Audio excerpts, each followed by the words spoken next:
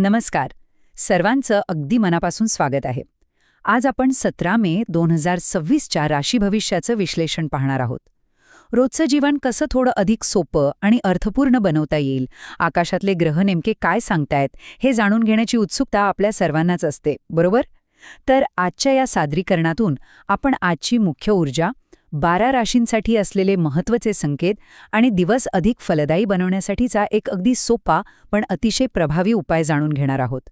कोणतीही गुंतागुंत न ठेवता अगदी सोप्या भाषेत आपण हे सर्व समजून घेऊया. चला तर मग यात सविस्तर माहिती घेऊया. आजच्या या प्रवासात आपण नेमके काय काय पाहणार आहोत ते एकदा थोडक्यात सांगतो.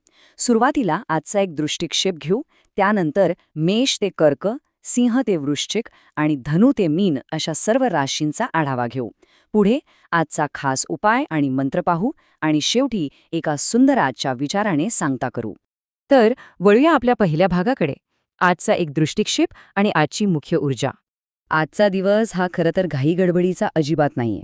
आज महत्त्व आहे ते मनःशांती आणि आत्मविश्वासाला.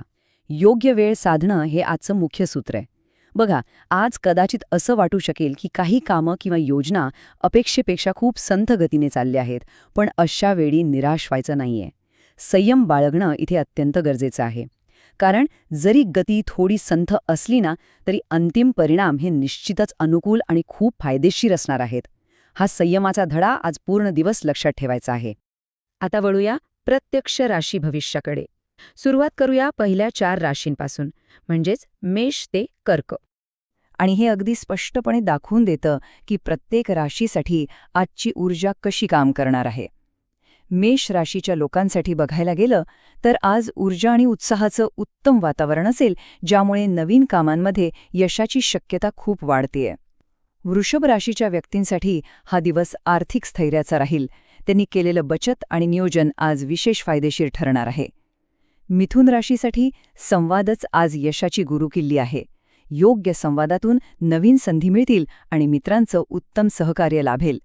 आणि कर्क राशीच्या व्यक्तींचा आजचा काळ कुटुंबासोबत अतिशय आनंदात जाईल. फक्त एकच गोष्ट लक्षात ठेवायची, कोणत्याही परिस्थितीत भावनिक संतुलन राखणं अत्यंत गरजेचं आहे.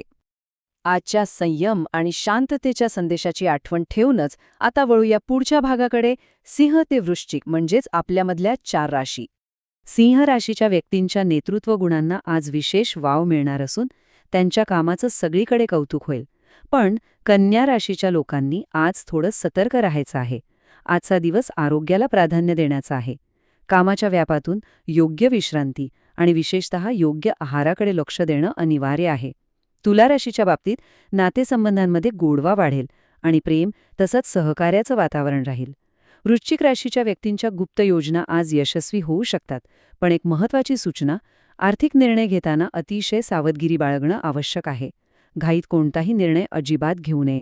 चला आता शेवटच्या टप्प्याकडे जाऊया, धनु ते मीन, आपल्या शेवटच्या 4 राशी.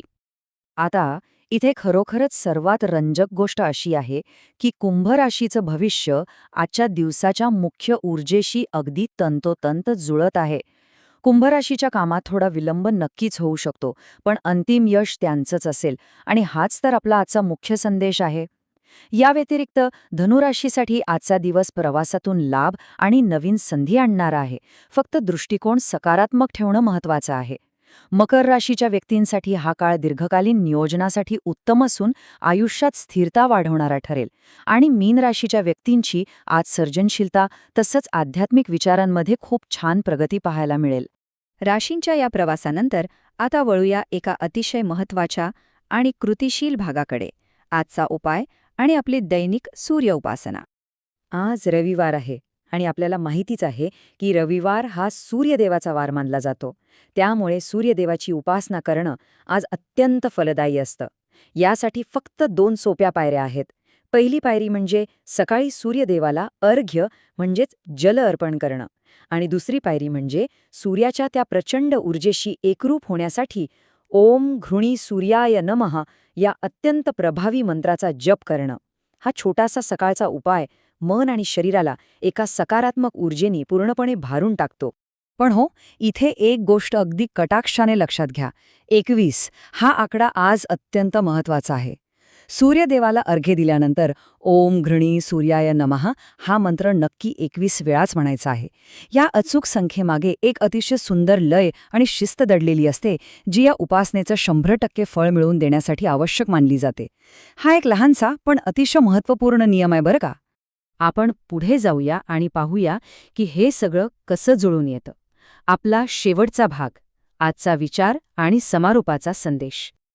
आजचा समारोपाचा विचार एक अतिशय सुंदर आणि शाश्वत सत्य मांडतो. शांत मन आणि सातत्यपूर्ण प्रयत्न यश जवळ आणतात. संपूर्ण विश्लेषणात आपण आज हेच पाहिलं की घाई न करता संयम ठेवून काम करण्याचं महत्त्व किती मोठं आहे. जेव्हा मन खऱ्या अर्थाने शांत असतं तेव्हाच प्रयत्नांमध्ये सातत्य टिकवता येतं आणि हेच सातत्य यशाचे बंद दरवाजे उघडतं. तर मग जाता जाता एक विचार नक्की करा. आजच्या या धकाधकीच्या आणि वेगवान जगात आपण ही शांतता आणि सातत्याची ऊर्जा आपल्या दैनंदिन कार्यात कशी गुंफू शकतो? हाच प्रश्न मनात ठेवून आजच्या दिवसाची सकारात्मक सुरुवात करूया. आजच्या या सादरीकरणात सहभागी झाल्याबद्दल खूप खूप धन्यवाद.